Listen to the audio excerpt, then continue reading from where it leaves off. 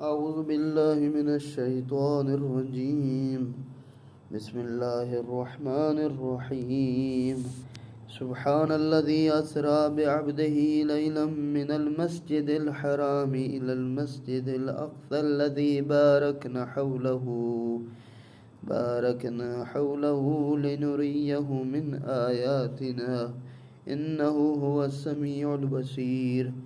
وآتينا موسى الكتاب وجعلناه هدى لبني إسرائيل ألا تتخذوا من دوني وكيلا ذرية من حملنا مع نوح إنه كان عبدا شكورا.